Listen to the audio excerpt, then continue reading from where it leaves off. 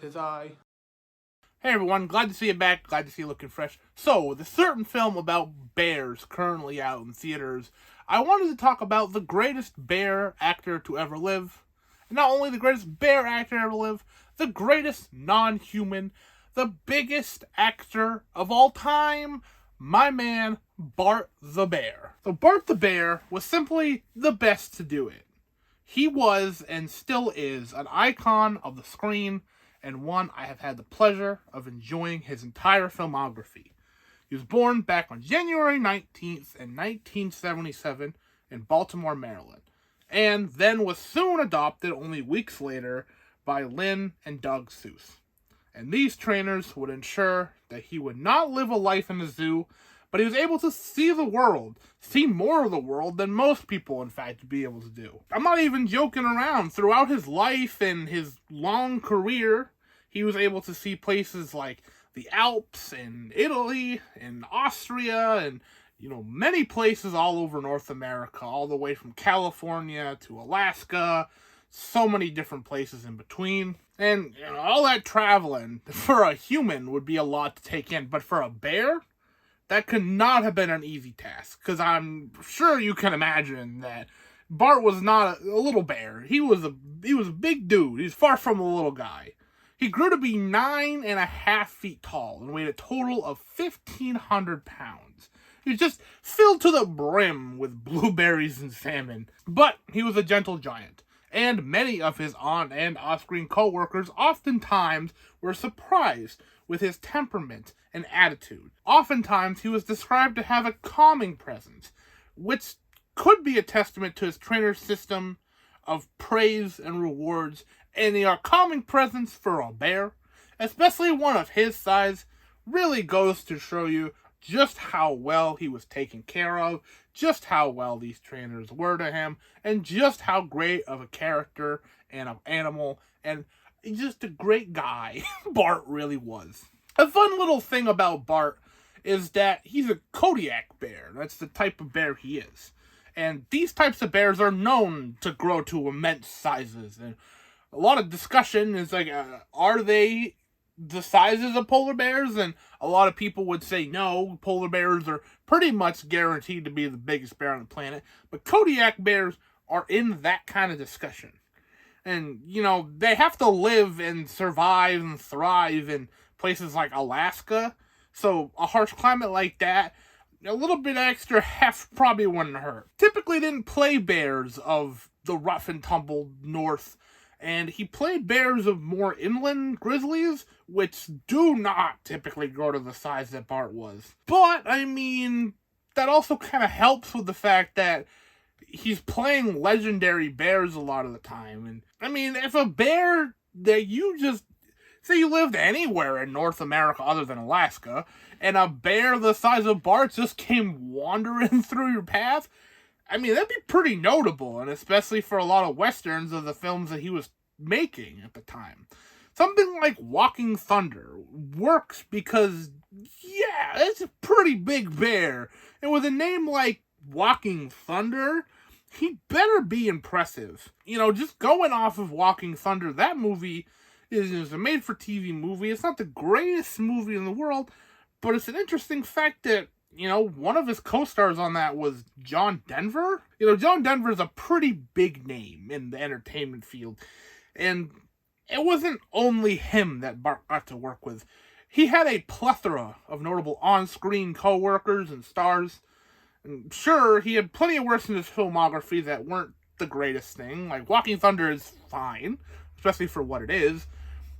But, his line of work with who he worked with is super notable. And I can pretty much rally 10 movies pretty quickly that are at least notable because of who stars in it, what's it about, and all this stuff. So let's do that. So going off of the thing with John Denver, The Gambler 2, it was made for TV. It was also like a film series of The Gambler, which is a character played by Kenny Rogers. So I guess if you're a Kenny Rogers fan, that's something to look forward to. I don't know how many people will watch this or are a fan of Kenny Rogers, but if you are, you could check out this one. This is the only one I've seen because it's the only one with Bart in it, so it's the only one I cared about. And then he had a whole stint of movies with Disney. He worked with Disney quite a bit. Stuff like Benji the Hunted, which is part of the Benji film series, which there are a lot more Benji movies than I thought there were. I only thought there was the one, but it turns out there are quite a few of them, and one of them has our pal Bart in it. Meet the Deedles, where he got to work alongside Paul Walker, and classic 90s comedy where Bart has to take one in the groin, but, you got to work with Paul Walker, and that's kind of cool. And I doubt Bart actually took one in the groin for his role. He might not have been so lovable of a giant after that one.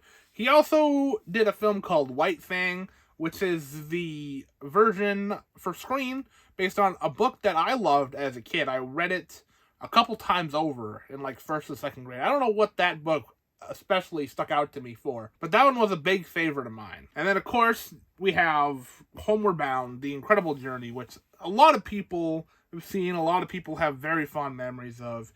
He is in that one as well, a movie where it has a lot of animal stars, and he's just one of them in that list of them. Moving out of Disney stuff, On Deadly Ground, which is a movie starring Steven Seagal. Bart's not on this one very much. It's obviously a Steven Seagal movie, so he's going to be the one on camera for most of the time. And I'm not a big fan of his. I'm not a big fan of his movies. If you are, maybe this one's worth checking out. A really, really, really strange one is called The Bear. This is a French film which features almost no human talking. It focuses almost entirely on bears for the entire run. It's told mostly through just visuals and music, and it's an interesting watch for sure. 12 Monkeys might be the most famous film Bart ever starred in. Again, he's not in it very much, but 12 Monkeys obviously is a big movie. A lot of people really like this movie. Directed by Terry Gilliam, starring like Bruce Willis and Brad Pitt and Christopher Plummer. Obviously, very, very popular movie. Dystopian future stuff, You probably know 12 Monkeys if you haven't, and this is your first time hearing about it. The Great Outdoors, another one of the comedic roles Bart did, where he played a bald bear. Not bald the whole way, just on the top of his head. But he got to star along Dan Aykroyd and John Candy, and I'm a big fan of that duo of actors, and one of the more prominent roles in this one. This is one that, even though 12 Monkeys is a more famous movie, I think Bart is more in The Great Outdoors and leaves a stronger impression. Much like Legends of the Fall, which also stars Brad Pitt. This is a sweeping Western movie told over many decades. And this movie is decent. It's really good at some parts. It's really boring in other parts. And Bart is an ever-presence in this movie as well. He's not in it a ton, but he definitely leaves his mark on this movie. And the last movie I want to talk about, which stars one of his co-workers from Legends of the Fall, Anthony Hopkins, and him starred again in The Edge, which is, if you're gonna watch a movie starring Bart, this would be the one I recommend. This one's super duper solid. It's pretty underseen and underappreciated as well. Anthony Hopkins and Alec Baldwin, they're out on a plane. They're flying over Alaska and they crash down and they have to try to survive and all the stuff that goes along with that. Bart isn't a resident of Alaska, but his species is, so he fits right at home, and he does the best work he's ever done in this movie. And there's a big fight scene with him and the two leading stars. It's really great. Honestly, I think the movie does kind of take a dip once Bart's part is done, so that's worth noting. Maybe I'm just playing favorites, maybe not though, because Bart legitimately is one of the best parts about that movie and a lot of the movies he's starring in. And unfortunately, much unlike humans, we can live a lot longer than bears can. Bart unfortunately passed away May 10th of 2000. He was surrounded by his family, and his friends, his trainers, and he was buried on the Sioux Ranch. After a long battle with cancer and multiple surgeries, it's only so much you can do, and unfortunately it was his time. But his legacy did continue on, and he had a namesake son, not really a son, but Bart the Bear 2 went on to star in some notable roles as well, such as the bear in Game of Thrones from the episode The Bear and the Maiden Fair, which is a pretty great episode. So, like I said, he wasn't Bart's son. He was just adopted by Doug and Lynn Seuss after Bart had already passed, and he followed in his footsteps quite well. But outside of his acting career, Bart's legacy continues on as a spokesbear of the Animal Cancer Center at Colorado State University, and also, and perhaps bigger than even just that, he had an ambassador role of Vital Ground, which was an organization founded by Doug and Lynn, which is dedicated to ensure the preservation of native forests, prairies, and all the plants and animals that share these lands with the grizzlies. Vital Grounds has gone on to procure wildlife habitats in Alaska, Idaho, and Montana because of the funding that Bart was able to provide to them. And because of his life and large body of work, pun very much intended, many of his fellow grizzlies still have a place to roam and call home to this day. So, that is the story of Bart the Bear. One of my favorite actors, for sure now. And I don't own any of his movies on Blu-ray, but that will change in the future. Like I said, I'll definitely be grabbing The Edge at least, because that movie I think is great. So why exactly do I want to make this video and talk about Bart? Well, outside of him being an actor that I think needs to be remembered and talked about, his legacy as an actor can't be understated. He had a plethora of fantastic roles in working with many actors that many people would dream about. And not only that, he also was almost nominated for an Oscar at one point, which is kind of crazy to think about, if Bart the Bear was nominated for an Academy Award. He was very close, but unfortunately, there was a ruling that animal actors are seen more as props than as actual actors, which is a shame. But Bart was the closest to be able to break that mold. But he was also invited to the Academy Awards one year, and he presented an Oscar with Mike Myers in the 1997 Academy Awards, where he presented an award to Titanic, along with Michael Myers. But he got to go to the show. Even though he wasn't nominated, unfortunately, he did get to show up, which is pretty excellent.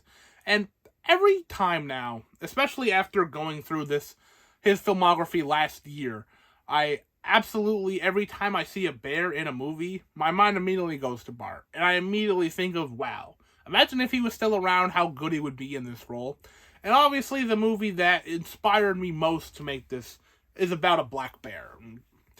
So he wouldn't be the star in Cocaine Bear. But even like watching Prey last year and the great bear scene in that, I think that Bart would have done a fantastic job.